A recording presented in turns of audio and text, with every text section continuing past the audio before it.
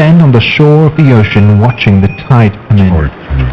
You sense the call of the sea beckoning to take you in further. You step forward little by little, not knowing what to expect, but expecting more. You keep going as the ocean calls you to enter in to deeper waters.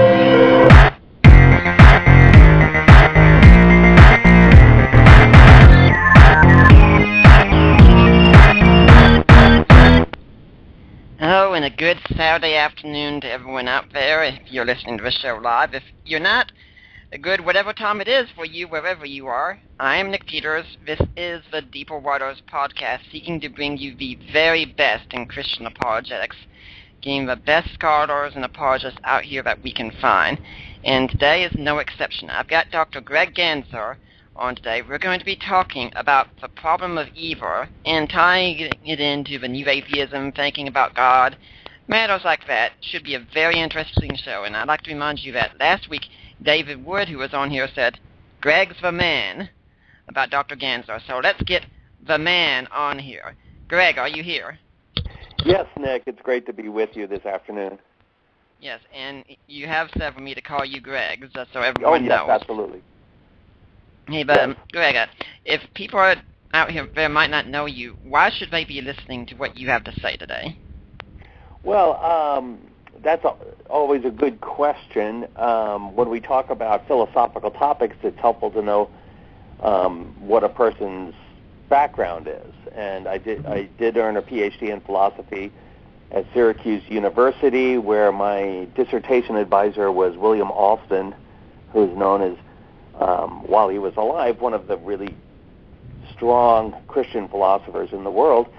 And so I've had some very good training, and I've gotten to teach. I work with the Rivendell Institute at Yale University, and I've done some part-time teaching at Yale, and I've worked in philosophy of religion is my main area. So I've done writing on God's relation to time, the problem of evil, reasons to believe in God, and things like this. So I've thought about these issues quite a bit, and of course your listeners will have to judge whether it's worth continuing to listen or not. Mm-hmm. And let's hope they do judge that it is worth continuing to listen. Now, when we're talking about the problem of evil, John Loftus, for instance, in his book on Why He Rejected Christianity, says, the problem of evil is known as the rock of atheism. What do you think about that?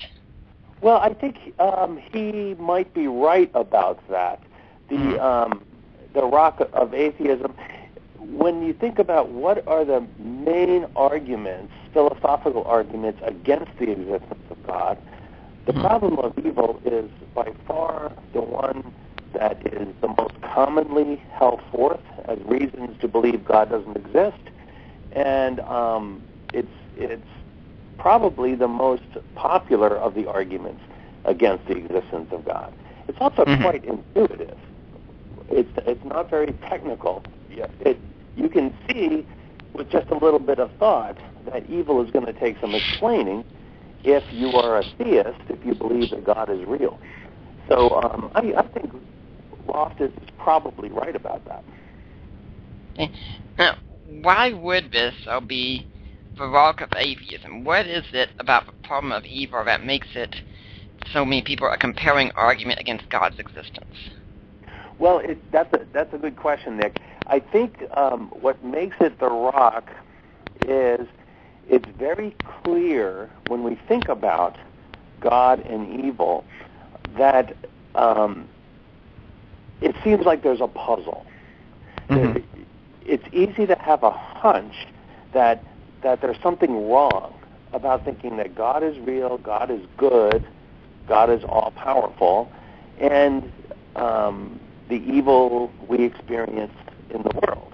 And to be honest, most philosophical arguments begin with a kind of a hunch, either that something doesn't fit or that something needs an explanation. And when it comes to the question of evil, that hunch is pretty obvious and pretty strong. So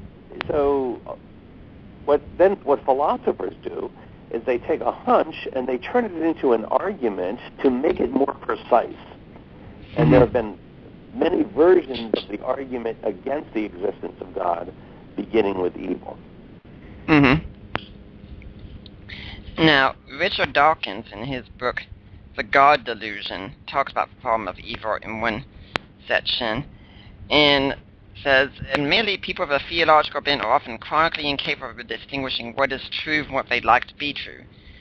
But for a more sophisticated believer in some kind of supernatural intelligence, it is childishly easy to overcome a problem of evil. Now, most of us are thinking, I want to hear how this is.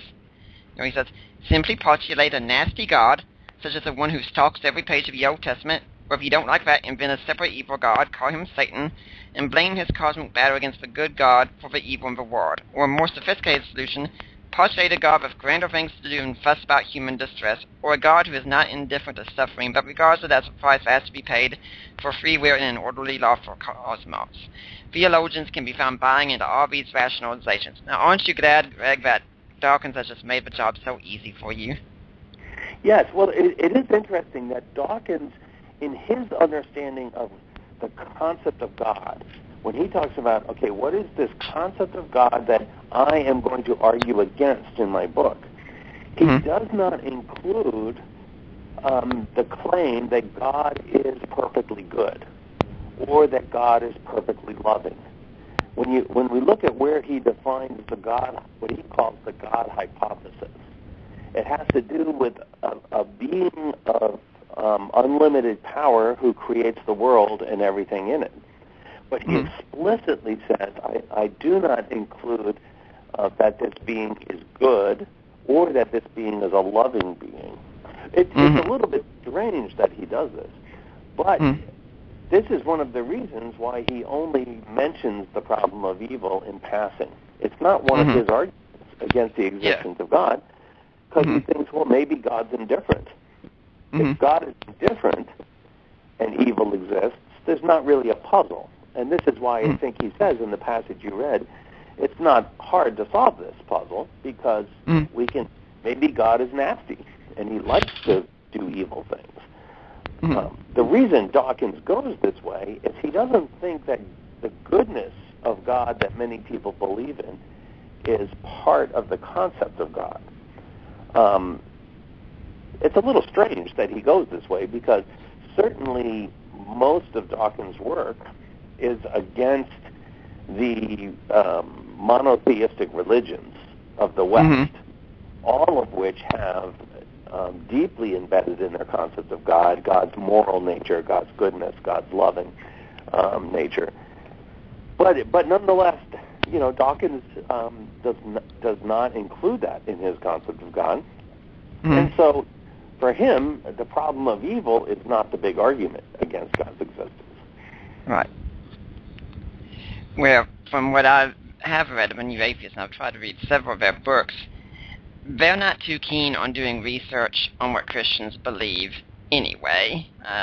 Anyone's interested in my own work on this can be found in a blog post I wrote at Deeper Waters called The Shoddy Research of a New Atheist, where you just look in the bibliographies, they hardly ever interact with Christian works. Well, yes, you certainly get that impression that the New Atheist, and I'm thinking here of Dawkins and Daniel Dennett, as well as Sam Harris and Christopher Hitchens, who are the main people I wrote about in my book on this topic. They don't enter the academic debate. Now, of course, of those four people, it's only Daniel Dennett that's a trained philosopher, but his work is in philosophy of mind, where he made very important contributions. I mean, he's done some great work in philosophy of mind. But he has not done any academic work in philosophy of religion. Right. So when he engages religion, he does not do it by getting into the contemporary discussions of the philosophical literature. At least in his book. I know he's had conversations, public conversations with Christian philosophers and things like that.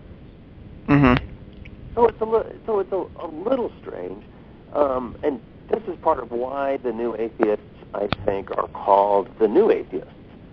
Yeah. It's not that atheism is new, Mhm. of course. It's that they have kind of entered the discussion as public intellectuals. Even though they have academic credentials, their work on religion is not academic work. And the main person in the history of philosophy who has a similar position is Bertrand Russell, who, of course, was a brilliant philosopher and made great contributions in philosophy of mathematics and logic. But when he turns to writings on politics and religion and morality, he writes as a layperson. And Right. he doesn't engage in the academic discussion. So they're a little bit similar to Russell in that respect. Yeah. Now, when we were talking about this concept, about how you said it's not new, it goes back, I was thinking at first that this goes back to Epicurus, for instance, who asked about if God is God, all good, all loving, all knowing, all powerful, why is there evil? But then I thought, we could actually say this goes back further to what's believed to be the first book of the Bible ever written, and that's the book of Job. That's all about why do bad things happen to good people, and you can find it all throughout the Psalms. And Epicurus was the first one to formulate it, but this really is an old problem. Yes, it is, and it makes sense that it is. So if we think about it this way, I mean, let me back up a minute. Job's approach and the approach we see in the Psalms is not really philosophical. So you think the first distinction we want to make when we think about the problem of evil is between what you could call the philosophical problem and what I sometimes call the existential problem or the personal problem. So the personal problem is a matter of how do I make sense out of my life in light of the suffering I experience or the suffering I witness. And you see that in the book of Job. Right. And he is wrestling with why did these particular evil things happen to me, and how does God fit into that, and how do I make sense out of life? You see this in the Psalms. When you get to Epicurus's question, it's more theoretical. Yeah. And so the philosophical question is theoretical. The existential question is more personal. And they're both very appropriate questions. Yes. And they can be related to each other. But notice you need different kinds of answers. If the philosophical question requires a kind of a philosophical answer, but the personal or existential question does not, a philosophical answer won't satisfy. If someone explains, so you think about if you have a little daughter who skins her knee and comes into you crying, she doesn't need an explanation of how pain works. Yeah. What she needs is comfort and love and care, and that's more analogous to our situation in the personal problem of evil or the existential problem, the challenge of suffering. Yeah. Well, when we ask an abstract question, then an abstract answer is what we need. Okay, go on. I've told some people, since I talked with several other people in the field of the projects and some who are coming up in the field, and I've told them saying, if you were ever a pastor at a church and a mother comes to you and she's crying that her teenage son just died in a car accident, if you turn into a philosopher or an apologist at that moment for her, I will come over and smack you, because that is not what she needs at that point. That's right. That's right. Pastoral care is what people need in the midst of suffering, because we're all trying to make sense out of our lives.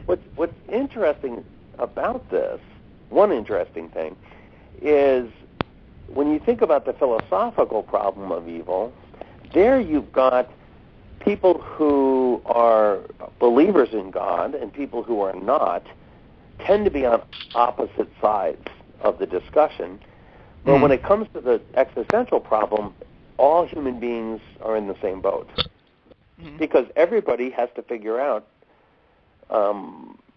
is life meaningful? How do I make sense out of my life? And how do I navigate my life in terms of, or in the face of the kind of suffering I'm experiencing? And so whether you're a believer or not, people have to wrestle with how to make sense out of their lives. So there's a lot of common ground between people, whether they believe in God or not, on this point. Yeah, we can often make a mistake, I think, that we think the problem of evil is a problem only for Christians. The problem of evil is a problem for everyone. Every worldview has to explain evil. Yes. And the other thing we can say, I mean, your point is very important. Evil is a fact in the world, and every philosophy of life or worldview has to try to explain it. But the other side of the coin is that there is the problem of goodness. And goodness is a fact in the world that needs explanation. And we don't tend to worry about that as much because we expect things to be good. And it's only when they're disrupted that we notice and want an explanation. But I really think we need an explanation for goodness in the world. G.K. Chesterton said years ago that he'd explain the problem of evil to the atheist when he got explained to him the problem of pleasure. And he said, our eyes could have brought it that we only see black and white, and we could have lived a world that way, and no one would have known better, but we have a world that's rich in color. We all have to eat to survive, but no one said food had to taste good. And the human race has to reproduce in order to survive, but no one had said that it had to be that sex had to be something that was enjoyable. But all these things are true. Why is this? Exactly. I think he's onto something there.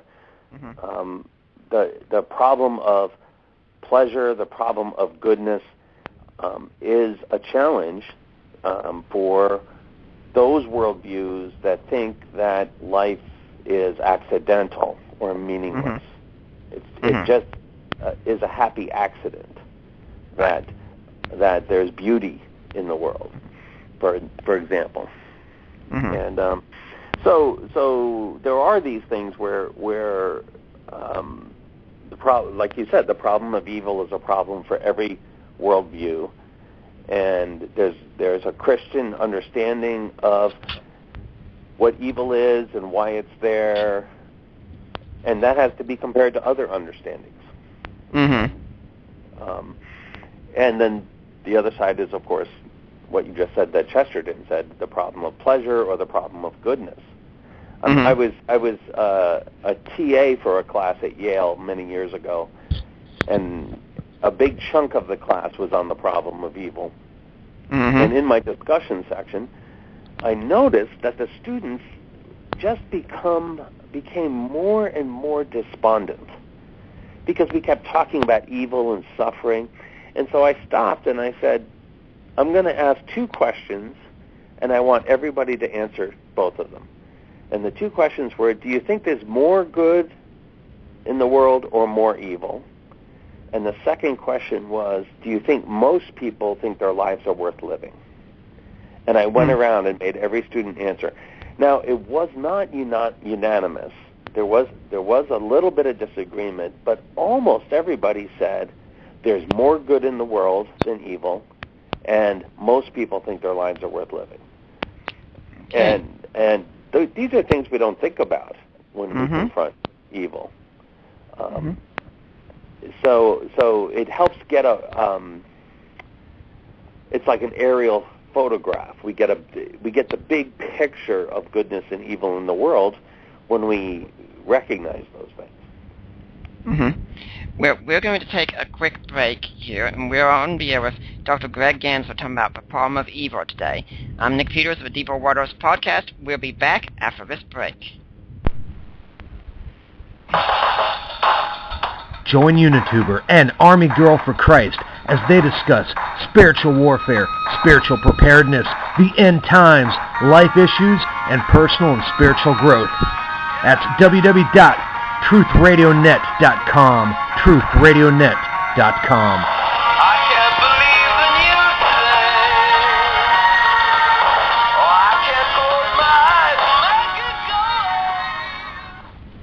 And we're on the air here with Dr. Greg Ganssle. My name's Nick Peters. I'm the host of the Deeper Waters podcast. If you want to call in and ask a question, our call-in number is 714-242-5180. Now, with what we were just talking about, one thing we should probably do at the start is, we're talking about these terms good and evil. Let's define those terms. That's a good question, Nick. It's actually very hard to give a definition, but we could give a characterization of evil. And one of my friends, whom you might know, Nick, Doug Geivett, who is a philosopher at Talbot Seminary, has worked on the characterization of evil. And he's interviewed a lot of agnostic and atheist philosophers and tried to find from them what do you think a good characterization of evil is. And he's trying to see if evil can be characterized in such a way that does not imply that God exists. And he says the best characterization I can come up with is evil is when things are not the way they ought to be. So something is evil when things are not the way they ought to be. Now, this is Doug's work, and I think this is a pretty good characterization. Normally, we use the term evil and the term bad in different ways. The term bad is a broader term, because so I've often had bad cars, but they're not really evil because they're not moral. Usually, we save the term evil for things that are either morally bad or things that affect people. But when you think something is bad when it's not the way it should be, that makes sense. It makes sense of what happens when our cars break down, when our computers crash, when we get sick. Our bodies, it's bad because our bodies are not working the way they ought to. But it also counts for what you could call moral evil. Things like when I choose to be selfish, I'm not choosing the way I ought to choose. And when, a fire burns a house and people suffer, those things shouldn't be. And I think so. I think this is a good characterization of evil or badness. And then that leads me to think that a good characterization of goodness is when things are the way they should be. Things are fitting. It's like, this is the way it ought to be. And that's good. Now, what's interesting about this, that Doug Geivett goes on to argue, is if that's a good characterization of evil,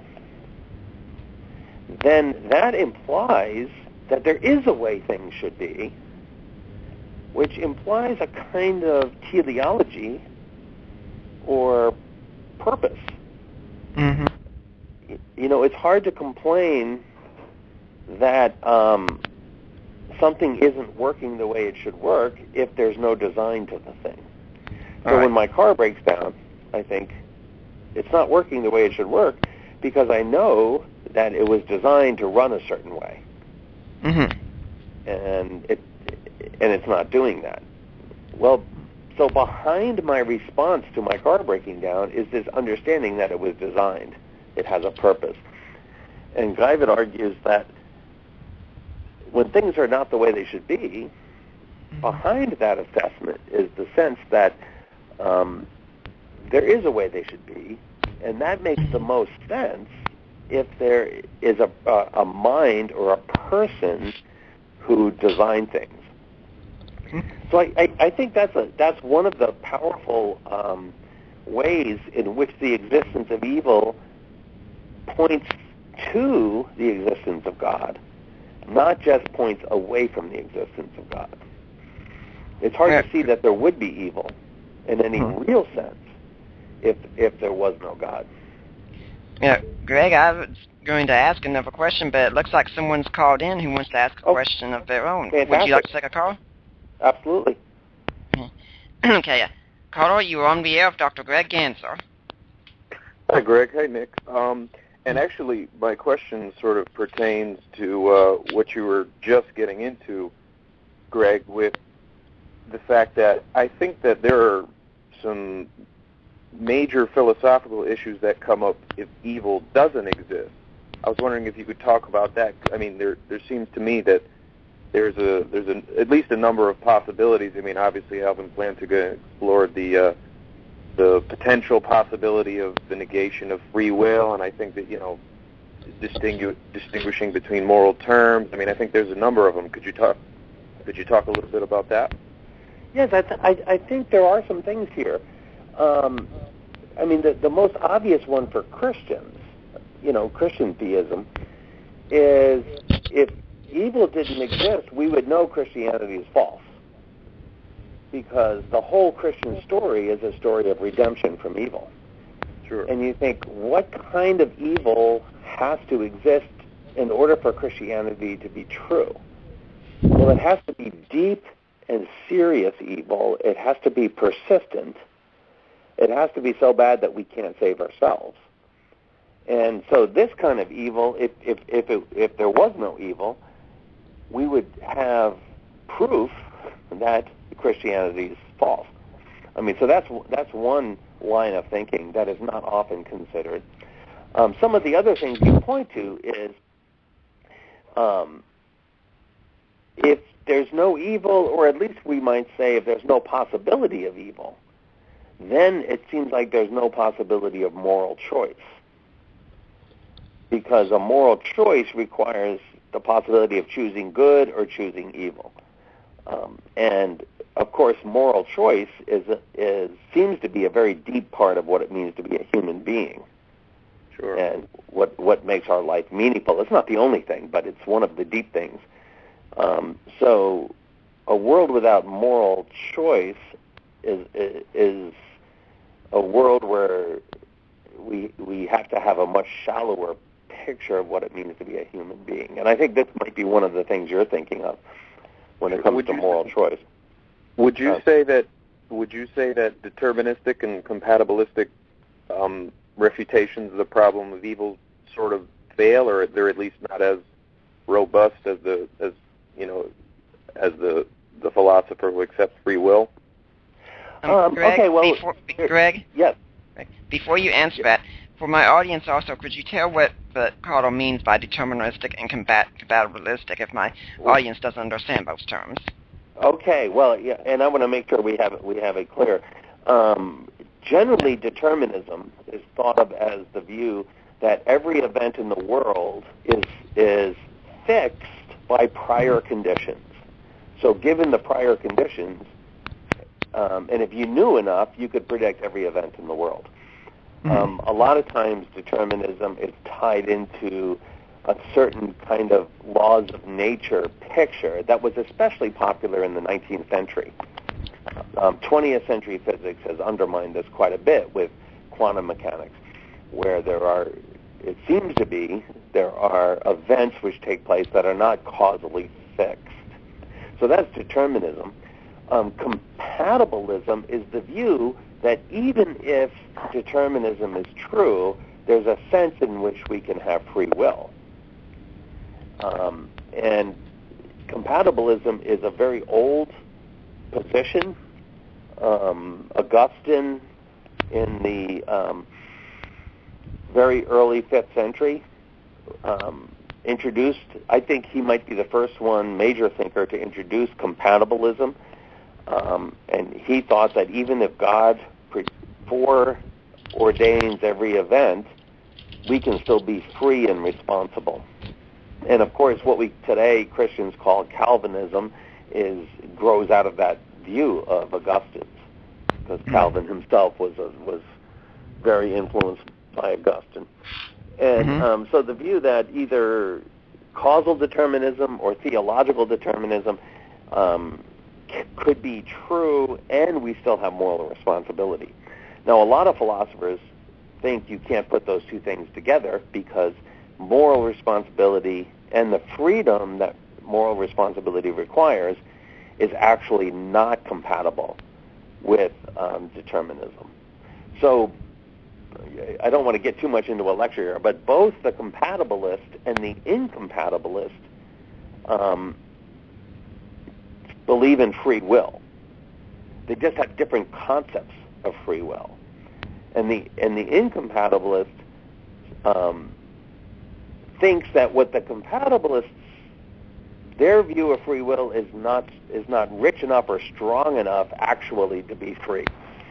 And so the incompatibilists who think determinism and freedom are not compatible are going to have a different concept of what it means when an action is free. I think that, so there's quite a debate going on about this among philosophers and theologians.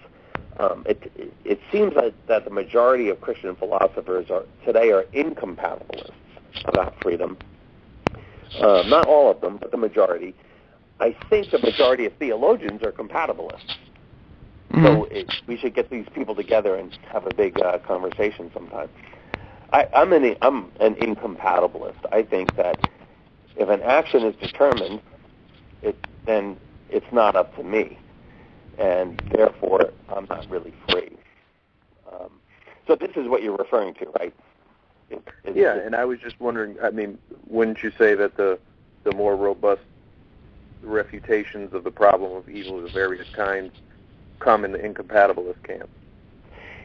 Yes, the more robust come in the incompatibilist camp, and it goes this way. Part of the question, well, let me back up a tiny bit. The tension between the existence of God and the existence of evil comes from a hunch that if God is good, he wouldn't allow evil. And that's a pretty decent hunch. But what the response is, well, what if God has a good reason to allow evil? Mm-hmm. Then he can be good and still allow it. Just like parents allow evil to come in or suffering to come into their children's lives, even when they could prevent it, because they know in the long run certain things are going to be better for the children, things like this.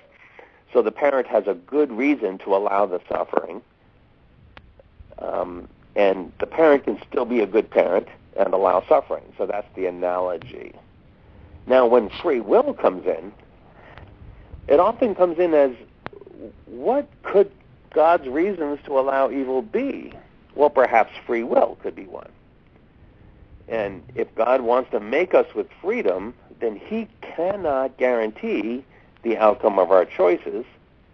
So if we choose evil, it's up to us and not up to God.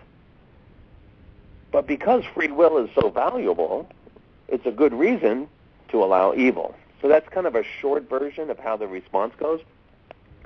But if you're a compatibilist, you think that God can guarantee the outcome of your free choices. So a compatibilist really cannot appeal to free will in order to solve the problem of evil.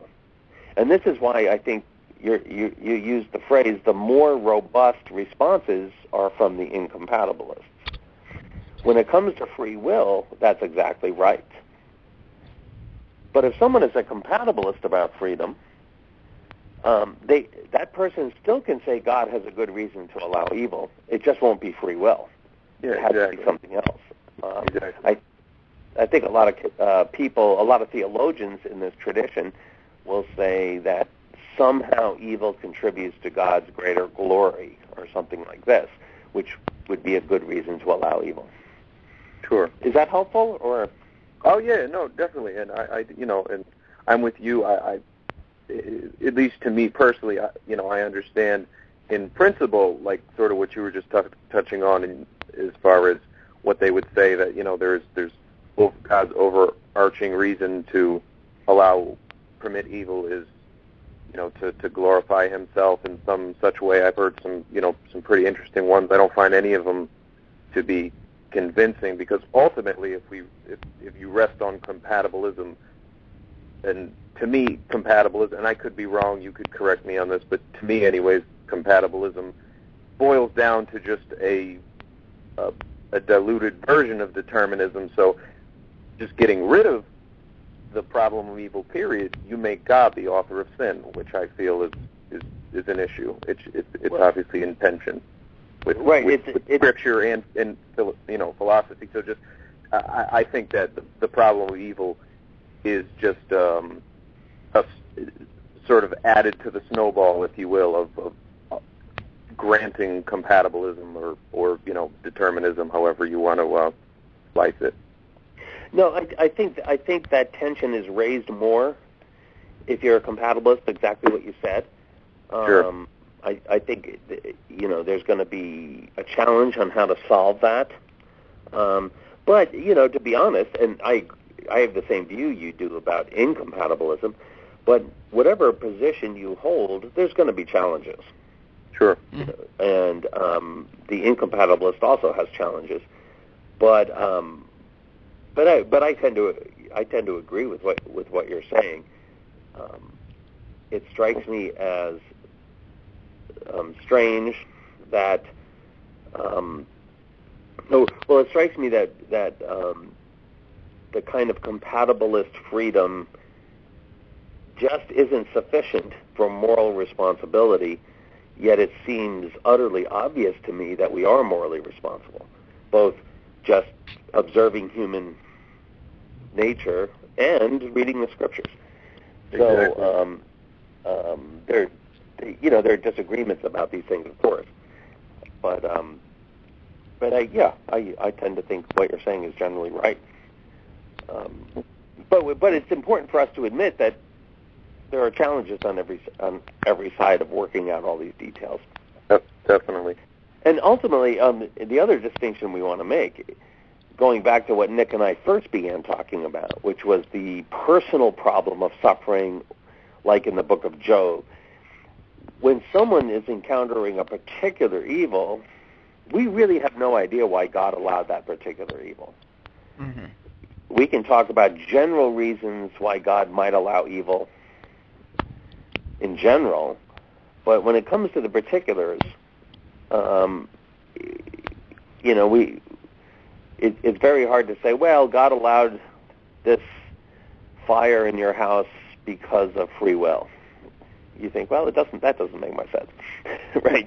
I mean, and it might actually be God's reasons, but I don't think we can know what God's reasons are for particular things unless God reveals that to you. Yeah. Definitely. Well, thanks, Greg. Good. Thanks. Keep up the good work. Thank you for calling in, Carter. All right. Mm-hmm. Here, guys. Right. Well, with that, I'm going to go ahead, Ben, and we're going to take another early break here. When we back, got some more questions I'd like to ask Greg. And if you'd like to call him with your own question, remember, it's 714-242-5180. We'll be back after this break. It's here, the official Rock Radio mobile app. Listen to your favorite rock radio programs on your iPhone, iPad, iPod, Kindle Fire, Android smartphones, and tablets. The best thing is, it's absolutely free.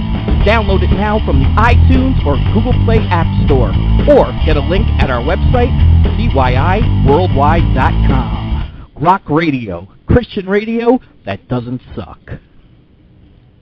I'm Nick Peters. This is the Deeper Waters podcast.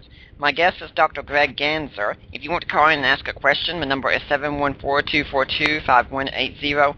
You were just saying, Greg, about that we don't know the reason for particular evils, and I thought this might be something interesting to bring up further. As the last election was winding down, we had Hurricane Sandy come in and slam the East Coast. And one of my friends called me and said, yeah, my brother has been telling me, and he says that this is the judgment of God on us, and that this is a fulfillment of this passage of Scripture, and what do you think of that? And my response to her was, he can't know that. And I'm kind of a persuasion that too many Christians that do this kind of thing, they're out there sadly embarrassing the rest of us by claiming to know the mind of God when even Christ on this kind of issue didn't claim to know that. So what do you think about this kind of thing? Are we Christians too quick to say God is judging? Well, I think in general we can be too quick to say that. I mean, you look at a hurricane like Sandy that came in, and of course we got hit with Sandy, not as badly as the Jersey Shore, but we got a pretty good douse of it here in New Haven. And you think, what would I have to know in order to say confidently that this was God's judgment for something? I don't think any human being can know those things. Mm-hmm. And what's interesting about when people make these claims is normally the judgment they think is coming is judgment on people they disagree with. Right. So, I mean, it's very rare for someone to say, this hurricane hit, and I think it's God's judgment on me because I'm not taking care of the poor, or something like that. Normally it's God's judgment on, people who have different political views or something like this. And I just don't think anyone knows that. And, and Jesus actually talked about this kind of thing when he mentions the tower that collapsed and some people were killed. And he says, you think those people were evil, but that's not what was going on. Or the man, another good story in John, I think it's chapter 9, yes, the man born blind, right? Who sinned that this man would be born blind? And of course, this is the problem of evil, right? If it was his parents' sin, then why is the man the one suffering? But if it was his sin, how could he be born blind? Because before he was born, he hadn't sinned. And what's interesting is Jesus refused to be put into that binary trap in that case, and he said, neither. But it was so the glory of God would be manifested. And of course, he heals the man in this situation. So I think we have some scriptural. If you're a believer in the scriptures, some good scriptural encouragement not to ascribe divine intention to or divine judgment to events that happen like that. It just seems to be counterproductive and not really in the spirit of the New Testament. So I completely agree with you. Yeah, but you did say that no one ever says this hurricane struck because of what I'm doing. But I was thinking, and this would be a more pastoral side of it, address definitely. There are times that we do go through suffering personally, and we think we've done something against God. God is punishing us. God doesn't love us anymore. God's withdrawn His presence. And you even find this in the Psalms. Do we have any basis to make that call? And if we're thinking those kinds of things, how best do we deal with that? Well, I think times of suffering can be times of reevaluation. Because often when we go through our life, we're not thinking on the deepest level. And it's only when something enters in and kind of catches our attention do we think on a deeper level. And those can be times of reevaluation. And this is why we find lots of people making life-changing decisions in the light of tragic events, because it's a time of reevaluation. And so something could happen, the hurricane could hit. We didn't get one this year. We were fully expecting one because the last 2 years, we had Irene the year before, and that slammed New Haven as well. So something like a hurricane hits, and you might find yourself reevaluating your life, and making some changes and thinking, you know what, I need to pay more attention to loving my neighbor or something that is important. And that reevaluation could be one of the good things that God brings out of the evil.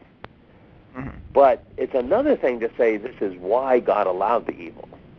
Yeah. This was God's, intention. I think God wants to bring good things out of evil, and one of the good things is the reevaluation. It's an opportunity for us to reevaluate.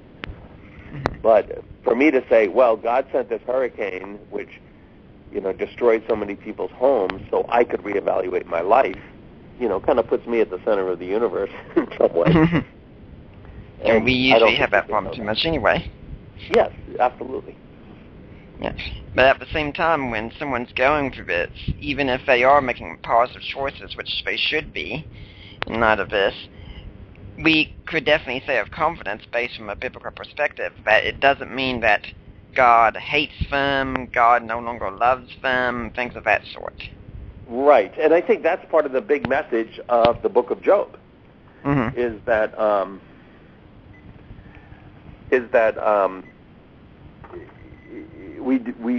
we are. I mean, Job's friends are quick to make that judgment that well, it's something you did.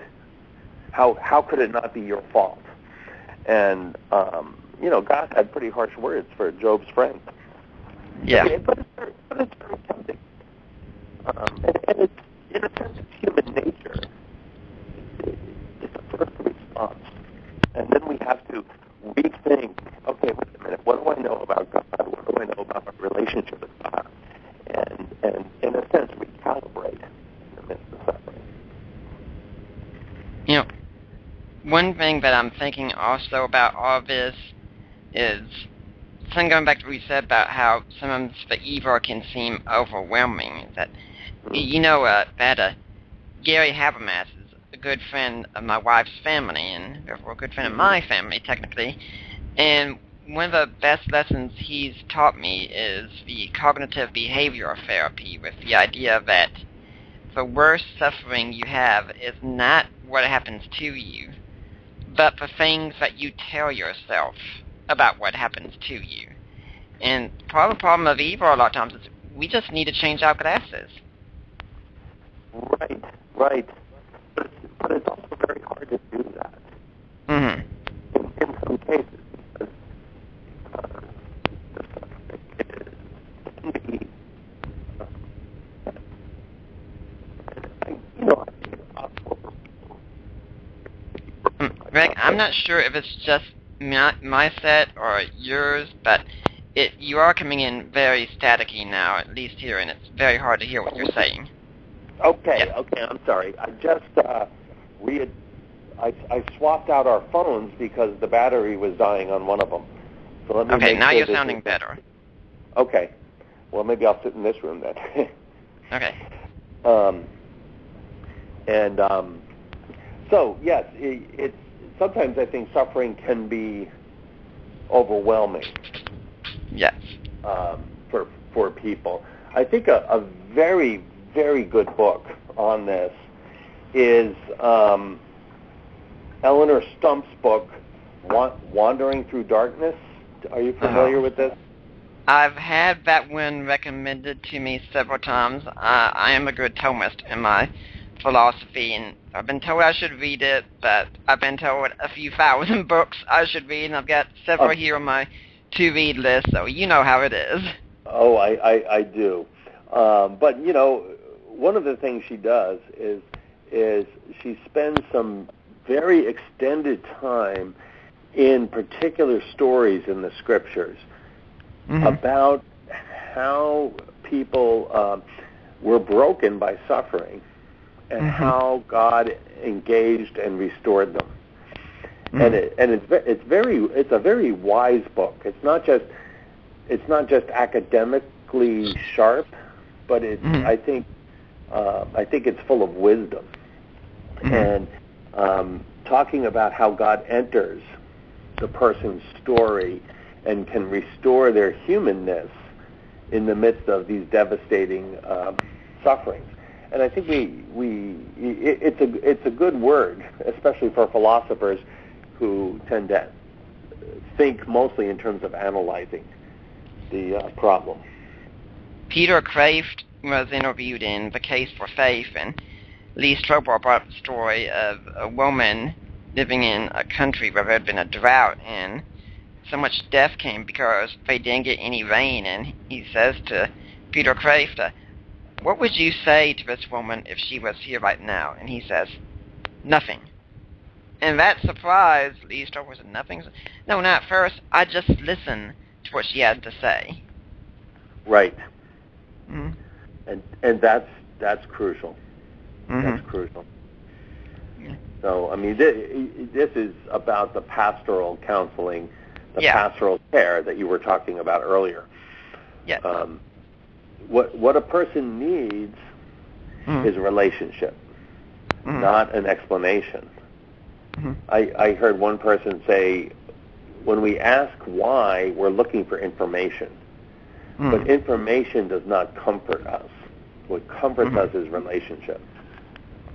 Now, it's perfectly fine to also ask why and look for information. But in the middle of personal suffering, we need relationship.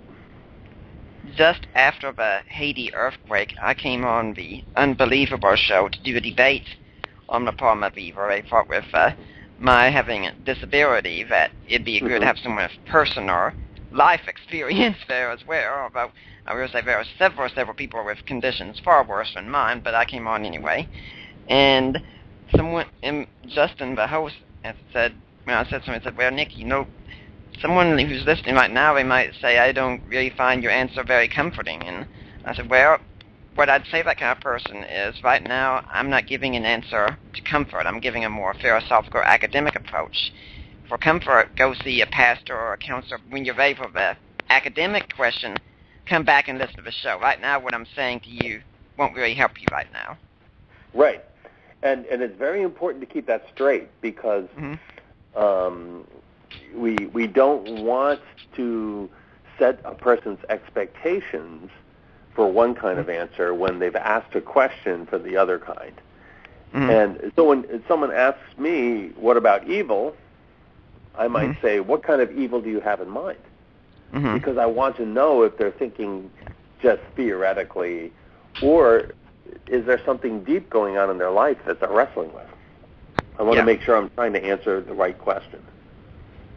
So suppose someone who's a non-Christian does come to you, and their main beef against God is a certain tragedy that they've experienced in their life. What do you say to that? Well, I think Peter Kreeft's response is instructive. You listen, you hear the story, and you affirm the suffering. You say, that I am so sorry that this happened to you, and it's really bad. And then if it's appropriate to begin a discussion, I think the question you want to explore is, how do you now take steps to make sense of life in light of this? And you can ask how rejecting God helps you make sense of life, whereas how embracing God can help make sense of life. I think it's helpful to think about some of the stories in the Gospels where Jesus encounters people who are suffering and how he enters their suffering, to kind of give a picture that this is what God is like.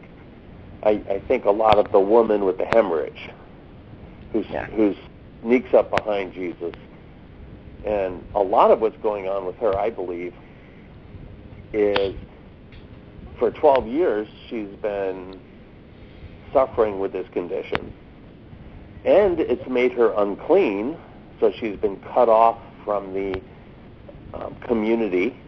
She's an outsider, ostracized, And after 12 years of that really breaks your core identity. So I think she wanted to be healed, but she wanted to be healed anonymously because that's all she thought God would do for her, because she's on the outside. But Jesus stopped and would not let her remain anonymous. And he restores her to the community in front of everybody. So I think the healing is obviously part of the story. But the bigger part is the restoring of the humanity of the person who's broken by suffering. And if we can help people see these encounters this way and say, God is about restoring the humanity of people broken by suffering, then it becomes more clear how embracing God is part of making sense of our lives. It's not just an abstract kind of thing.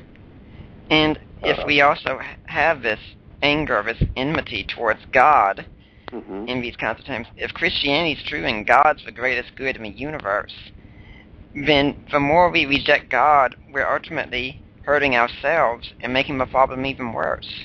Yes, that's absolutely true. Now it's also the case, I think, that God is very secure, and when you're angry at God enters that with you, and can so I would never tell somebody, oh, don't be angry with God. That's disrespectful. No, you just tell God you're angry. And say, boy, you really make me mad sometimes. And that's that can be part of the process. I think actually anger with God is a legitimate response. It could be because it's an emotional response to a situation, and then it's part of the processing of deep suffering. We don't want to be we don't want to be derailed by the fact we find ourselves angry with God into thinking we've lost our faith, or that's the end of our journey. It can be the beginning of our journey. Yeah, I think one of my favorite lines I've read in literature, I think Lee Strobel quotes it, is this little girl, presumably, who writes a letter and says, "Dear God, I hate you. Love, Margaret." Right, exactly. And that's part of that can be part of the process. And for those of us who wind up in conversations with people in these contexts, to help them, to give them permission to express their anger at God is helpful, rather than being, acting shocked by it.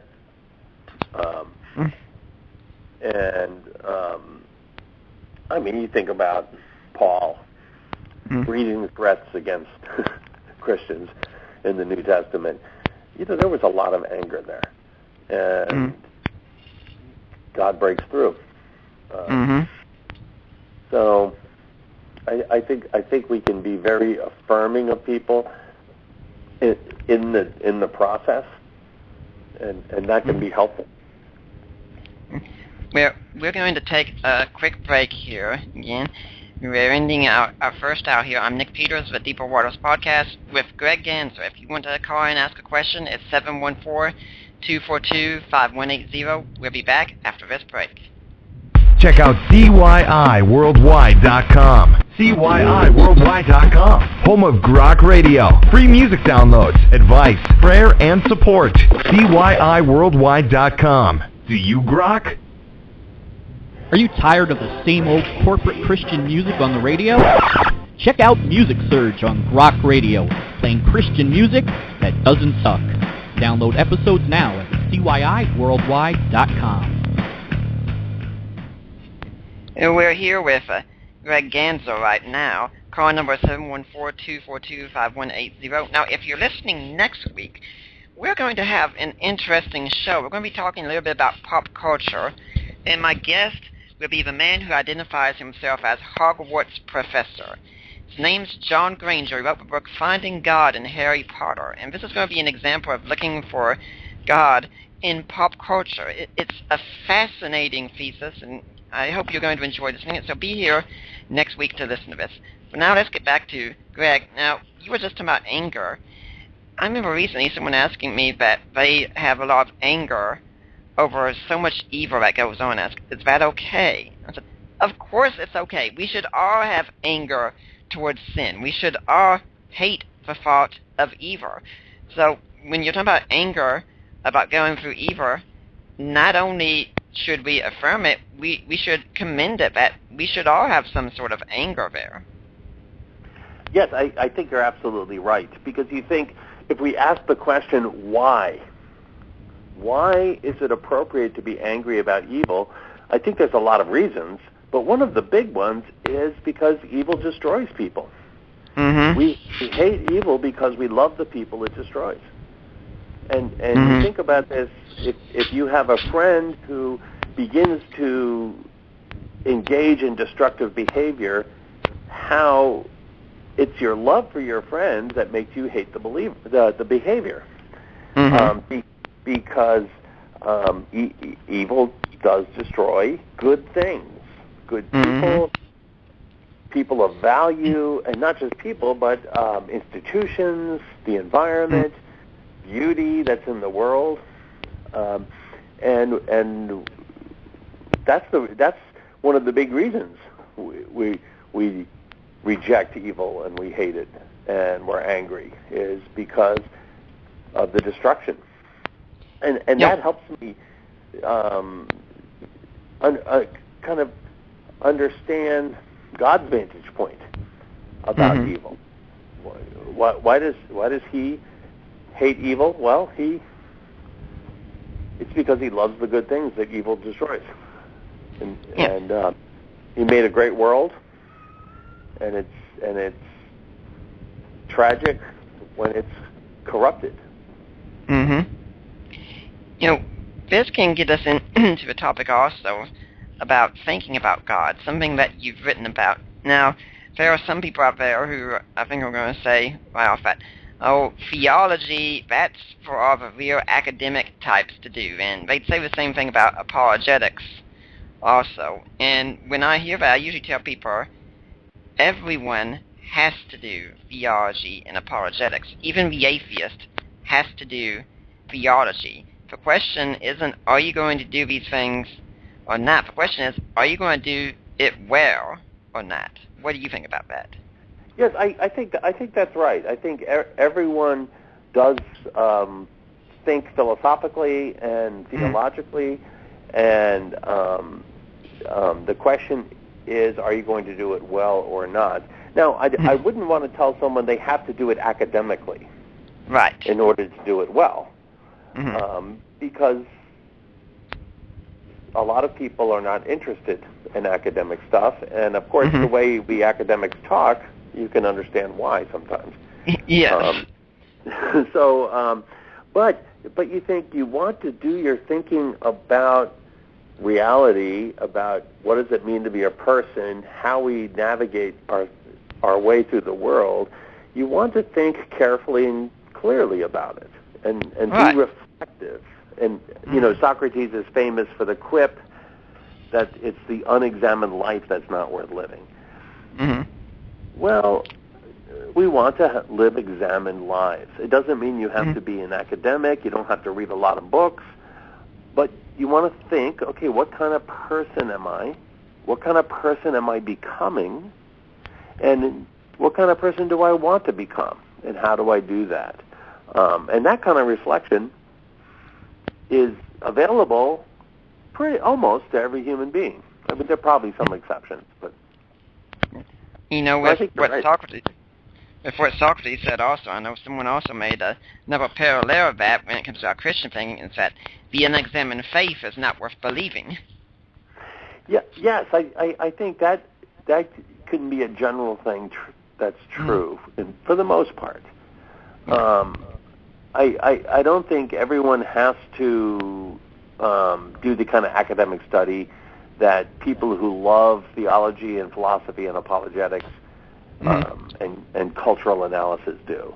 I think a person's sincere faith is extremely valuable. But the little phrase you said applies to those people. You know, you can have an examined faith as you reflect on what does it mean that, say you're a Christian, what does it mean that I am trying to follow Christ faithfully, and how should I do that in the various areas of my life? Well, that's a reflective, examined faith. Whether or not you read books on, the attributes of God or things like that, you don't necessarily need to. Now, I think it's in America, there's a general anti-intellectualism that creeps into Christian culture, but it's all over the place. It's not any more prevalent among Christians than among the general secular culture. And people take pride in not reading books. And, I think for a lot of people, it would be good for them to do a little thinking and a little reading and being more intentional about being reflective. Greg, one of the things I've tried to do on this show, for instance, and on my own blog is, and it's one reason I usually talk simply as best I can, is to bring the works of leading scholars and such to the average layman. I want to ask a question. If someone who is a layman was reading this, would they understand it? So let's talk to that layman who says, okay, you want me to think about God, but I'm not an academic. How does one even begin to think about God? Well, that's a great question. But first, let me say I really appreciate what you do. Thank you. This working hard to communicate. My wife calls it translation. Translating from academic work into work that is much more generally understandable. And it's an important project. In general, universities don't reward professors for doing this because they want professors to do cutting-edge research, which understandably gets very technical. But it's super important in our culture in general, but especially in the church, to have people who can read that stuff and then say, okay, let me make this accessible to people who don't care about all the details. And so I think it's really, really important. I guess I would say where to start thinking well about God for non-academics. I'd say there are 2 or 3 tools that are helpful. Well, first is the Scriptures. Yeah. Right? And you keep reading the Scriptures, but what's helpful to bring to the Scriptures is a practice of asking questions. Yeah. And so the questions I've begun to ask in the last 10 or 15 years in the Gospels is I read these stories of people talking to Jesus, and I ask questions like, okay, who are these people? What do they want? Why did they come to Jesus? How did Jesus meet them? Meet their need? And when am I like these people? And so the better questions I can ask, the more rich the story becomes. And I begin to see my life reflecting in the story of some of these people. And that helps me think more deeply about God and about my relationship to God. So I think an important tool is asking reflective questions, not just of the Scriptures. So I often tell the story when I'm giving various talks of driving on Interstate 95 in Connecticut, and I saw a billboard. And the billboard said, "Shouldn't your bank do more?" Well, you see billboards all the time, but I started to ask questions. What does that mean? Why did somebody put that up there? And I began to think that, someone paid a lot of money to put that billboard up because they wanted me to switch banks. And what was funny was I wasn't motivated to switch banks because I really don't care what my bank does. Right? So they were appealing to a whole set of needs that I didn't have. And then I began to think of how often when I present Christianity do I do it that way? I present it in such a way that it's a solution to a set of problems that the person I'm talking to doesn't even understand or care about. Yeah. And well, it was just a billboard, but the practice of asking questions helps me think more deeply about it. So the better questions we ask as we look at culture or as we read things in the scriptures or hear things in our neighborhood, the more reflective we can be. I remember, I'm pretty sure it was Tim McGrew who said this one time about being a member of a Christian Apologetics Alliance. You can usually say if something awesome is said and you don't remember who it was, it's quite likely it was Tim McGrew anyway. Yes, that's probably true. Yeah, but anyway, he said, go through Paul's letters sometime and write down all the things that his audience must already know in order for Paul to speak on a certain topic. And it's quite fascinating to do that. Yes. And one thing I try to do then is when I go through some, like the Psalms, for instance, because I just read recently N.T. Wright's book, The Case for the Psalms, excellent book, and go through the Psalms and just ask, why is the psalmist saying this? Why does he already believe this, or what must he believe already in order to make this claim? Yes. See, that's a great example of how to bring a perceptive question to the text of the Scripture, and then you think a lot more deeply. So a lot of times, people who read the Bible regularly, it can easily become a rut because they read, but they aren't stopping and pondering, and it's hard to do that. Yeah. But if you ask those kinds of questions, okay, what must they have already? What do they already believe? What is Paul trying to get these people to change or do or think? And how is it that he's applying the gospel to their situation? These kinds of things. Right. It just helps us be deeper. And notice that none of the questions we talked about the last 5 minutes are academic. We're not asking what the Greek word is, or which is good because I don't read Greek, right? We're not asking, what did Karl Barth say about this passage? We're just asking questions about life and the text, and I think anybody can learn to do this. It just takes practice, and people will think you're a little strange, and they'll say, "Wow, I never thought about asking questions of a billboard or a television commercial." Of course, at the same time, if someone does say, I want to go and look up and see what the Greek or Hebrew says at this point, say, hey, go to it, all for it, keep looking. Right. Absolutely. I mean, it's really helpful to, one of the things I do in my devotional life is I read the Gospels or other books, and I read a commentary. Because I think, some of these people have spent their lives studying these books, and they gather a lot of background, and it just helps me reflect on these passages. And so that could be really helpful.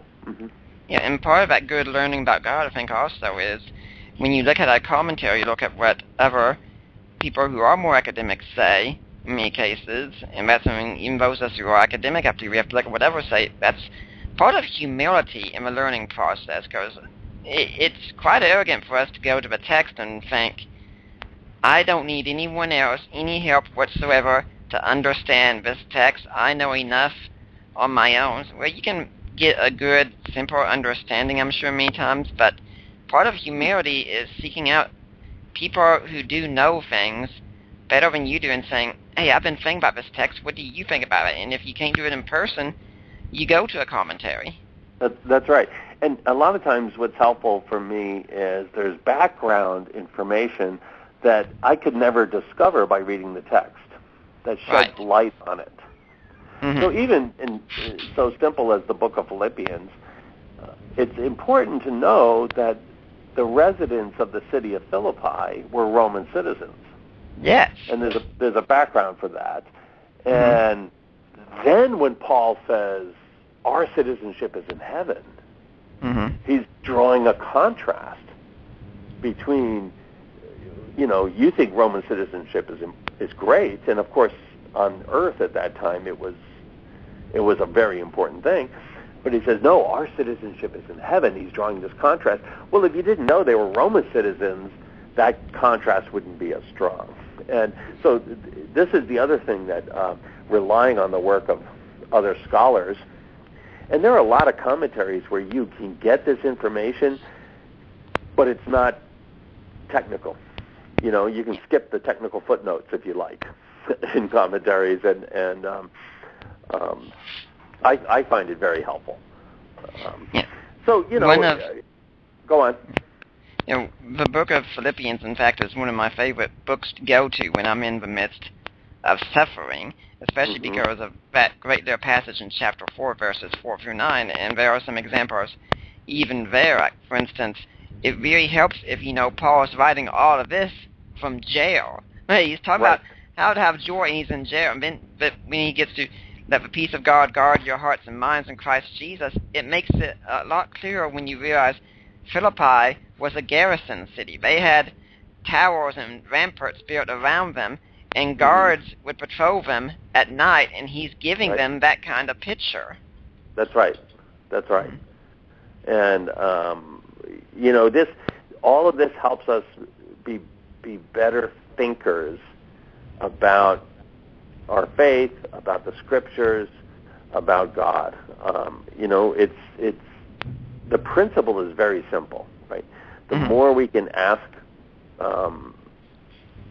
questions that shed light on the text or on principles, the more reflective we can be. And then these tools, so just like biblical commentaries can help us, and this is where apologetics books or philosophy or theology books also can help, where you might worry about, someone asked me this question, I didn't know how to answer it.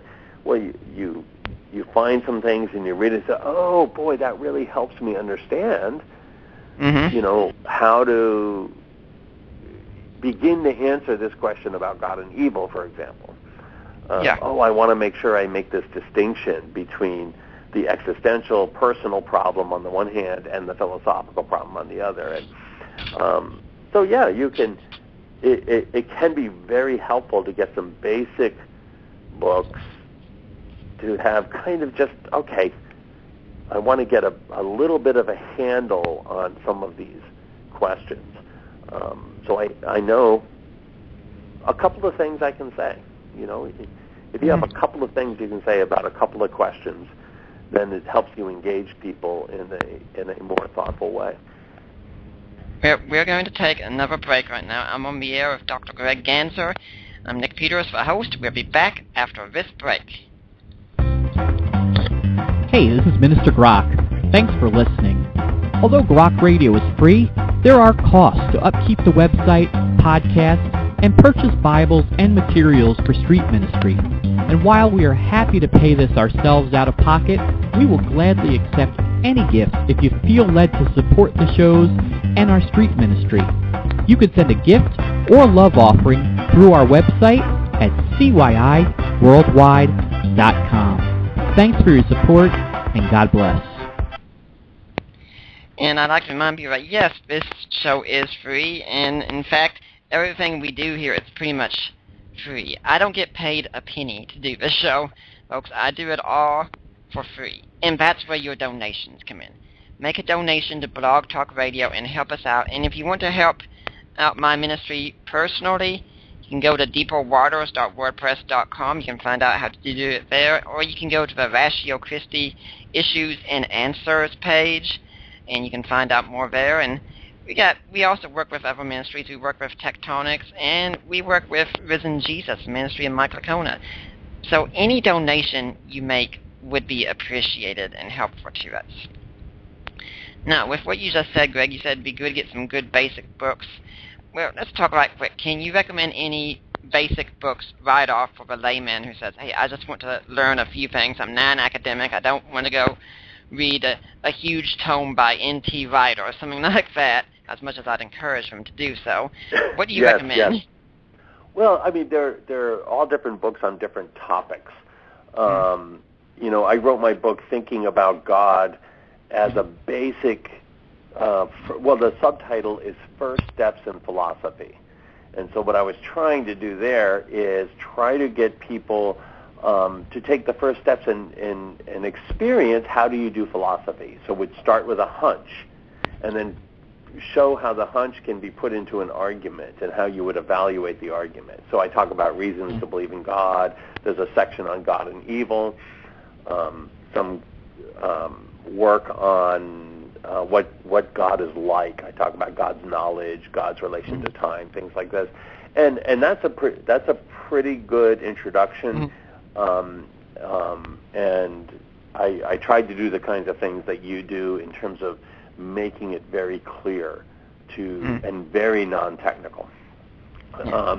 So I think for philosophy, that's not a bad place to start. You've mentioned a couple of times some of the Lee Strobel books, The Case for Faith, The Case for Christ. Very short chapters. Some of them are interviews with different scholars. I'm a big fan of the very simple, short chapters book to begin with, and those can be very good. I think if you want to get a little bit, let me say this. I think for Christians, it's also very helpful to have either a dictionary or an encyclopedia of theological things. So, for example, Baker Publishers many years ago put out an encyclopedia. It's called the Dictionary of Evangelical Theology, and it's a pretty big book. It's about the size of a phone book. But it has short articles, very short articles about a lot of things. So if you're thinking, what's the Nicene Creed about again? You hear the word, you can look it up, and you'll have maybe a paragraph or two paragraphs. Oh, okay, that's what this is about. And a work like that I find very helpful to begin thinking. When I first started reading philosophy, I had a philosophical dictionary that I carried with me when I was reading. And I would find a word in some book, and I'd look it up and think, oh, okay, that's what it means, because I didn't understand a lot of the words I was reading. So those kinds of reference tools can be very helpful. So I really like the Evangelical Dictionary of Theology. It's edited by Walter Elwell, published by Baker. It's just some really nicely thought out articles. Another book that's a little bit more advanced is called, if you're interested in philosophy, Philosophy Made Slightly Less Difficult, which is a great title. And that's by J.P. Moreland and Gary DeWeese. Yeah. And that's a good moderate level text in philosophy. If you're thinking of, go on. I was also thinking another good book I recommend for people who just want to get a start and such is one I recently taught a class on for a church in Indiana. Did it via Skype, and that's J. Warner Wallace's Cold Case Christianity. Oh yes, I haven't read that yet, but I have seen some of the postings about that. Mm-hmm. Things like this can be really, really helpful. Mm-hmm. And then, of course, you can get up into very detailed, more and more scholarly things. So you want to look into a book and think, okay, is this where I'm at in terms of the level? Is it going to assume that I already know too much, or do you have a little bit of background? So you want something that's not so basic, because they're all different levels. I like on the resurrection. I like you mentioned Mike Licona, his book on the resurrection of Jesus. I think it's fabulous. Now it's pretty long, but I'm not a historian, and I didn't find it overly. I found the writing to be very accessible for a non-historian. But it's not a little long. It's just a little over 700 pages. Mm-hmm. Yes, he covers a lot. But I thought that was outstanding. So that's probably for someone who's read some other things about the resurrection and history, and is ready for a little bit more solid work. Yeah. Now, if someone's wanting an abbreviated version of that, I think you couldn't go wrong with Gary Habermas's and Mike Licona's The Case of a Resurrection of Jesus Christ. And if you get a new copy of that one, it also comes with a fun little computer game so you can test your knowledge of the subject. And I'm also thinking another good book you could read is N.T. Wright's Simply Jesus. Oh, okay. No, I haven't read that one of Wright's.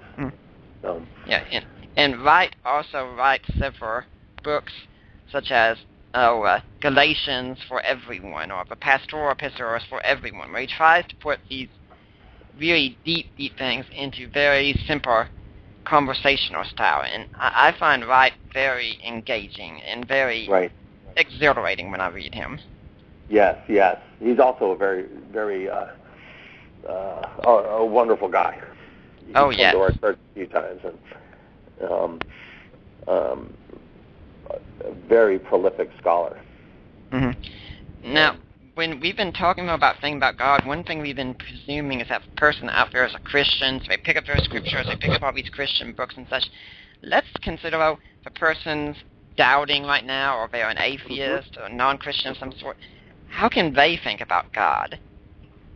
Well, I think the first principle you want to embrace, regardless of whether you're a Christian or not, is that everybody has a view, and because it can be especially common for people who are not religious to want something that's neutral. Right. But nobody's actually neutral. Everybody has a view, and it's good to read different views, right? So it's good to read some reasons to believe in God from people who do, and then some criticisms from people who don't. And there are some books, like my Thinking About God, I wrote with the person who's wondering in mind. I don't assume people are believers in this. And I make the case, and I talk about my biases as a believer, and I kind of ask the reader to judge whether I'm being fair or not, right? And so I make the point that I think it's impossible to be neutral, but it is possible to be fair. Yeah. And that's what we're more concerned about. Is this a fair author? Someone who admits their assumptions and biases and is willing to have those questioned. So I think there are a lot of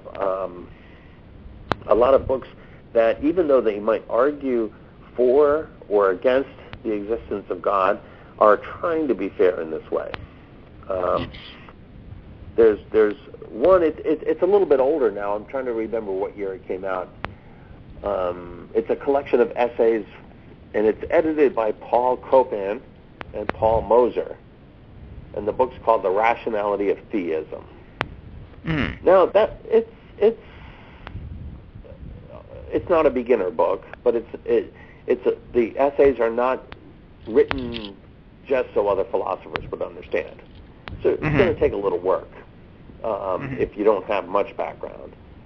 But there are essays on different arguments for the existence of God and things like this. And I actually wrote the one on God and evil in it. And but I think it's a pretty fair. The essays are pretty fair there, and that's a good place to get a more a deeper treatment. I just looked it up on Amazon. It came out in 2003. Yeah, I knew it was around then. But so that's The Rationality of Theism. It's by Rutledge. Is that who published it? I think. I should know these things. So you want to look at things like that are trying to be fair. This is one of the challenges with the new atheists, because there's quite a rhetorical push in their books, and of course there are some books written by Christians that are like this as well. They aren't necessarily the best place to start. Yeah, it is published by Rutledge. Okay, good. I mean, there's some good essays in there.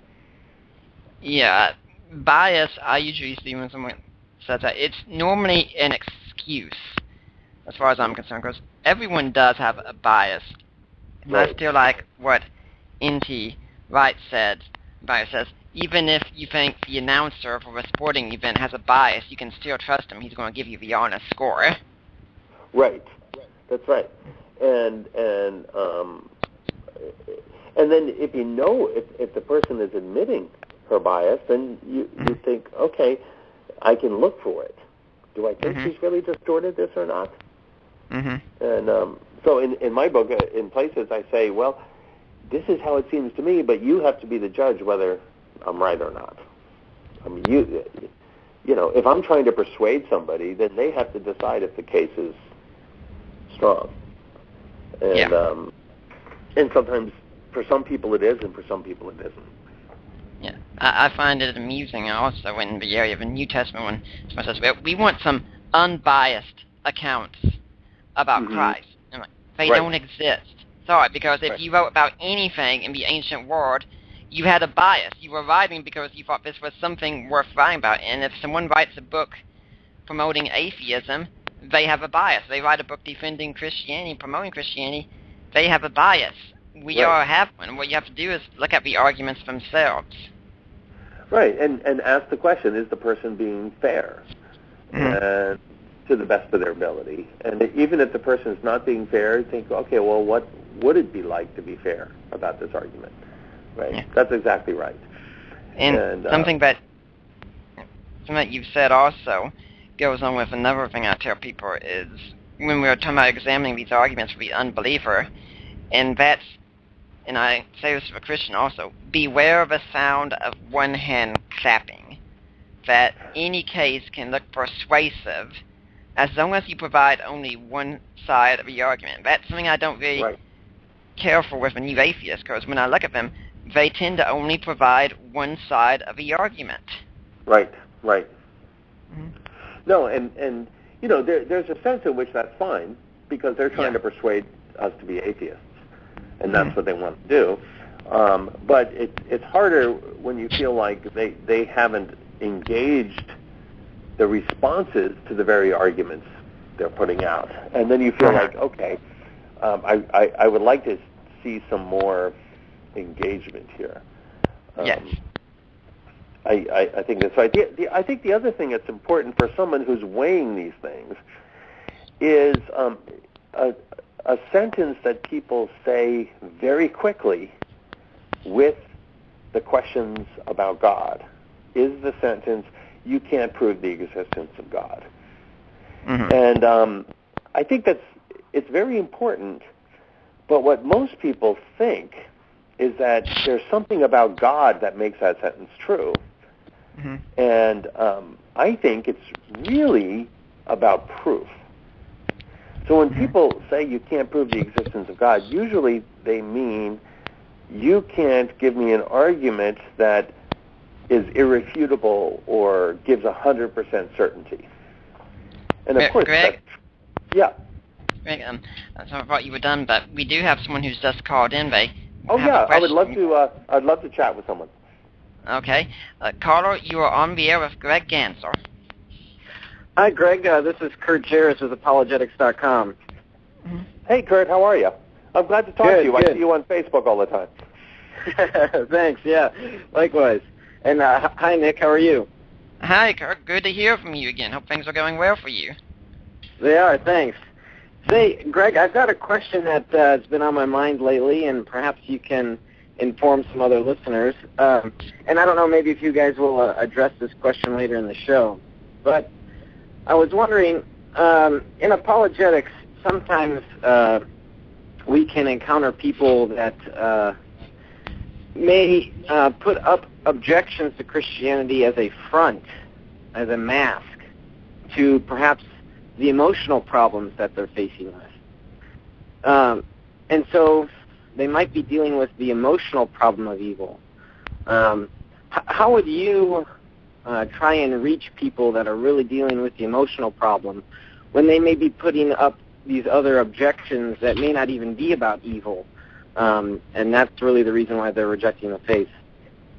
Well, Kurt, that's a great question. It can be very complicated because when you're in a discussion with somebody, you want to take what they say very seriously, right? And you don't.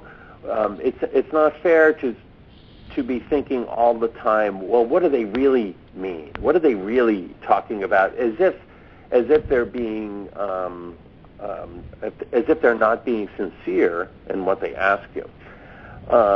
But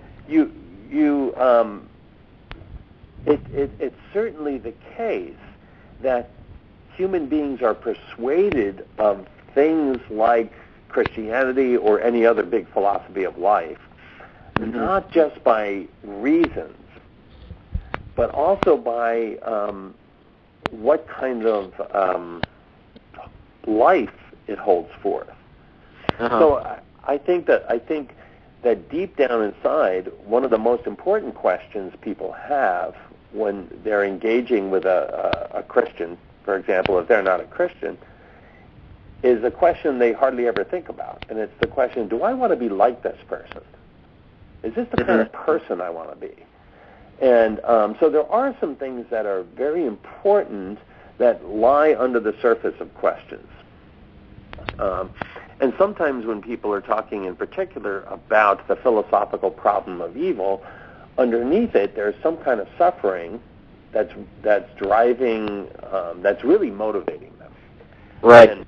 And so sometimes we can get at these things by asking questions. I mean, so if someone's talking about evil and you're in the middle of a conversation, if it's appropriate, you could say, now, how did you begin thinking about this? Or, tell me how this is an issue that's become important to you.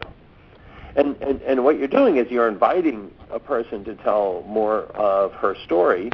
So and then sometimes people readily talk about these things because they're not often trying to hide things. It's not like they've got one agenda, but they're pretending they have another agenda. So the more we can ask the kind of questions that invite a more personal interaction. I think this is a challenge for Christians who are interested in apologetics for a lot of reasons. One is we study hard to learn good answers. Yeah. And we often forget that good answers is just a small slice of the pie, because we're dealing with human beings that have a complicated set of beliefs, assumptions, desires, affections, experiences, and sorting out good answers is a small slice of that pie. I mean, I think it's important, but it's very easy because we try to learn, Right. good answers to this, good answers to that we think just delivering the answers is going to solve, is going to persuade somebody or at least satisfy them about a certain question. Do you want to follow up on this a little? Yeah, so basically you're saying that although... Kurt? Yes, Nick, yeah. Before you follow up, I do need to take a quick break, and after you follow up, we have another caller who's apparently waiting in line, so I'm going to get to you, but we're going to take a quick break first. Is that all right? Okay. All right, sure. Perfect. Okay, we'll be back after this break. Oh, yeah. Hey, folks, it's Will ZPI, and you guys got to check out CYIWorldwide.com, home of The Grok Show, free MP3s, music, advice, and even prayer support. That, again, is CYIWorldwide.com. Check it out.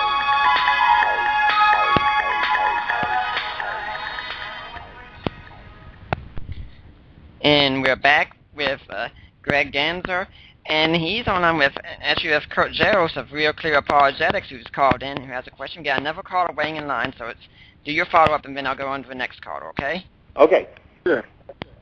Yeah, Greg, so basically you're saying sometimes we can study these intellectual issues so much, but we've got to remember that there are perhaps other issues at play here, and this would involve becoming friends with people and beginning to know them personally. What would that look like more practically speaking in terms of, being a part of a church community and then reaching out to, non-believers? What would that look like? Well, I think when you're in conversations, you ask a lot of questions, and the kinds of questions that are, trying to help people tell their stories. Think about when you go to the doctor. On the one hand, think of all of the research that doctor has done to become a medical doctor. And then you walk into her office and she says, how you feeling? And then she listens to you. She doesn't dump a lot of information on you. I mean, so, she can only diagnose what's important by listening. And I think this is true when it comes to holding forth the gospel and defending the gospel in evangelism and apologetics. So that's kind of a summary statement. But I think asking the questions and listening is a big part of it. And then suggesting what, might be an answer, and then asking, does that make sense? Does it help in any way? How do you respond? Because these things ought not be debates. Mm-hmm. We're trying to navigate life together, so to speak. Great. Well, thanks for your time, guys. All right. Thanks, Greg. Thank you, Kurt. Have a good one. All right. Okay, well, Greg, are you ready to move on to our next caller? Oh, you bet. Okay. Caller, you are on the air with Dr. Greg Ganssle. Hey, how you guys doing? Good. Hello. Okay, I'm doing good, too. I was just sitting back enjoying you guys' show, and I just wanted to tell you guys are doing a great job. Well, thanks. Sir. Mm-hmm. Yeah. You mind if I make a comment? Sure. Okay. First, I just want to say, all praises are due to our Father and our honorable brother and his son, Jesus Christ. Mm-hmm. I think what the problem is that where it lies all and boils down to is that we have filled our lives with so much stuff, activities and engagements and things of that nature, friends and relationships, that we forget the most simplest things. And one of those simplest things that we've forgotten are our true self, our true self. Something that we don't really study about a lot, but when we bury our loved one or somebody, we say, God have mercy on their soul. And sometimes when a person says something to you and says something to you harsh, you tell that person, that cut me to my soul. Right. But we live in a society where we got so much going on in this life, activities and PS3, computers, PlayStations, TV, Netflix, Redbox, all of that, movies and all of these bowling activities, everything. And we forgot the simplest thing was that we are living souls. Right.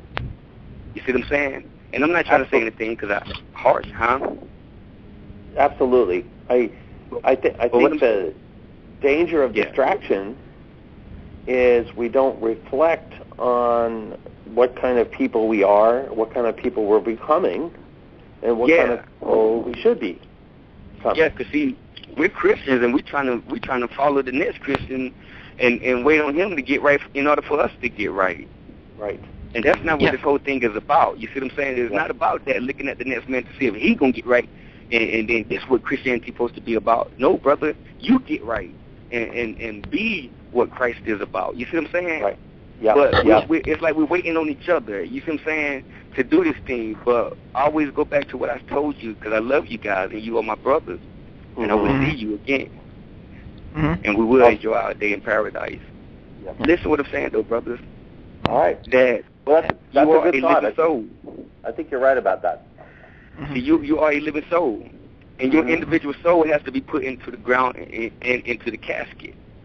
So, as a living soul, right, the only thing that one really, truly, really has to do, brother, just turn within yourself and find your living God. Yep. So you are a living soul and find your living spirit. And then when you're in that spirit, you can show the world the light of the world, the true spirit of your living soul. You see what I'm saying? But we don't focus on our living souls, brother. We focused on TV, PS3, entertainers, actors, rappers, musicians, singers. Right. You see what I'm saying? We focus on everything, and the whole attention is what is great that is within us. That which is in you is greater than that which is in the world. Yeah. Well, thanks for sharing that. Right. I think we need to get to the next caller. But all right, brother. Just remember that, and I love you. All right. We'll see ya. Yeah. Actually, there isn't another caller. That was the next caller, but there is but I think there is something to that, because I mean, I enjoy entertainment just as much as the next guy. Of course, I have my favorite TV shows, favorite games, and things of that sort. But at the same time, I also realize that if you do that too much, you become a way too passive individual. Right. You don't spend enough time with thoughtful engagement, which is why I encourage reading, especially because with reading, you kind of have to engage some. And I think I was thinking of J.P. Moreland's book, Love Your God with All Your Mind, speaking. Right. What are your thoughts on it? Absolutely. The challenge in our culture is that entertainment culture and advertising and things like this are much more intrusive into our lives, and they are powerful to shape our affections.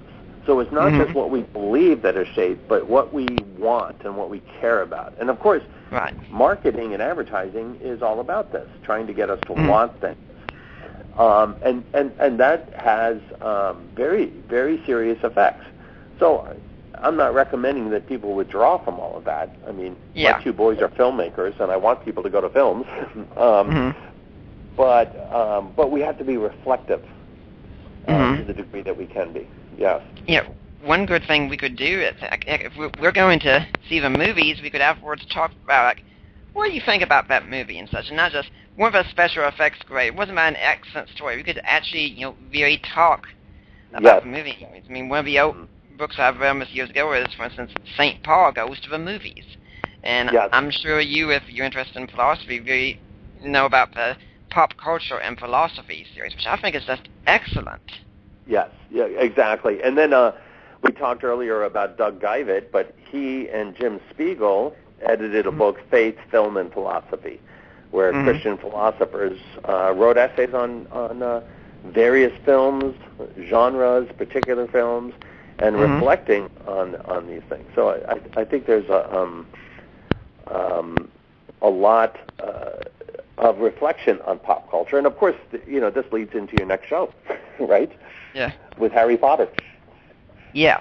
Yeah, which, I mean, the reason I started reading that book was all these people were talking about making a big controversy, and I said, okay, I'm going to find out what that is. And actually, I am busy enough that I read the whole series on audio, pretty much. And as I've told people, yeah, the guy who does the audio is great. But as I've told people, I'd be driving the car and I'd get to my destination and I'd say, I'm going to turn the tape off after this sentence. After this sentence. After this. Yeah. Well, that's good. That's good writing if you want to keep hearing the next sentence.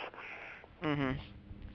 So getting to the topic also with about thinking about God, and we got into the new atheism, some of this, and it's just to me the new atheists really don't encourage much thinking about God. Much of what they say, it's very simplistic. I mean, I read their books. I actually don't even bat an eye. It's like, is this the best you all have? Right, and the answer is no, because that's not the best case for atheism, right? If you want a good case for atheism, you want to read philosophers like Graham Oppy or Paul Draper, William Rowe. I mean, these are good reflective philosophers who take theistic arguments seriously and engage with Christian philosophers. Michael Tooley, and those are the places where you think, okay, we're going to get a high level of discussion here. Now, unfortunately, most of those people don't write for general audiences, right? They're writing journal articles and things like this. But, you know, the best cases for atheism are not found in the new atheists. Now, they're the most popular cases because they have become public intellectuals and they have quite a platform. But, you know, if you engage their arguments very carefully, you see that they don't have much force. When I wrote my book on the new atheists, the last chapter is about what I called Dawkins' best argument, and what I think his best argument against the existence of God is. And I unpack that and explain why I think this is his strongest argument, and then where I think it still fails. Which argument was that? Well, this is the argument where he says that basically the hunch is this: the world we experience fits better with atheism than with theism. And then he points to the fact that life emerged over a long period of time through natural selection. And he says, look, if God exists, it's not that natural selection is incompatible with the existence of God, but God could have created life any way he wanted to. He could have done it in 1 second or 7 days or whatever. The fact that it actually happened, he thinks, over a long period of time, that's the very way that we would expect it to be if atheism was true. And I think he's absolutely right about all that, right? And so that does raise the likelihood of atheism to a degree. But and this is why I think this is his best argument. But what I go on to show is that there are other fundamental things that fit much better with theism. So if he only looked at one strand and said, okay, this fact in the world makes it seem like the world fits better with atheism. So I talk about things like the fact that there's a universe at all fits better with theism. And it's not that it's incompatible with atheism, but the theistic answer is a stronger answer. It's a better explanation. The fact that the universe follows law-like regularities rather than being utterly chaotic makes sense if there's a God who's ordered and has purposes. The fact that there's consciousness, that there are other conscious beings. So these kinds of things point towards, show that the universe as we find it actually fits better with theism than with atheism. But anyway, so I think that's his best argument. Some of his other arguments aren't so great. And but part of being a philosopher is to find the best in the person that you're arguing against, and try to show, okay, this is the strongest case that I can see here, and this is how I want to engage it. Okay. We've got 5 minutes left in the show, and you've presented an interesting approach. And so I'm thinking there could be someone out there in the audience who might want to know more, might want to look further into some of the work that you've done. Do you have a website or anything, and how can people find out more about you and more of your books, things of that sort? Yeah, I don't really have a website. You could, I've got some books on Amazon, and you can look at some of those. You know, people can always find me on Facebook. Right. And you know, if they want to ask a question there, or if they send you a question, you could forward it to me because we chat on Facebook. And something like that would work. And I'd be happy to take a question from someone if it comes through. I can tell you that you've gotten quite a good number of questions here. Yeah. Apparently been one of the most popular people on here, it looks like.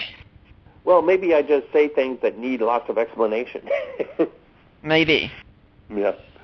But okay. With less than 4 minutes left in the show, if you got something to finish on that point, I couldn't tell, but if what final message also would you like to leave with our audience? Well, I guess I would like to say, you know, it's a great opportunity as a human being to be reflective about our lives. And everybody has to, every human being has the same project. We're navigating our lives the best way we can. And part of that involves what are we going to think and believe and do about God. And as a Christian, of course, I think that the best life for a human person is the life that's found in Christ. And that makes sense if God made us in his image to reflect him. And so I encourage everybody to be reflective and to think carefully about these questions, as well as what does it mean to be a human being? What is the best life? This is part of what gives life its richness and its joy. So I would just encourage people to think, to ask questions, to be reflective, and to listen to yourself. Thank you. That's great. With about 2.5 minutes left, also about something out there for people who are struggling with evil right now, real quick.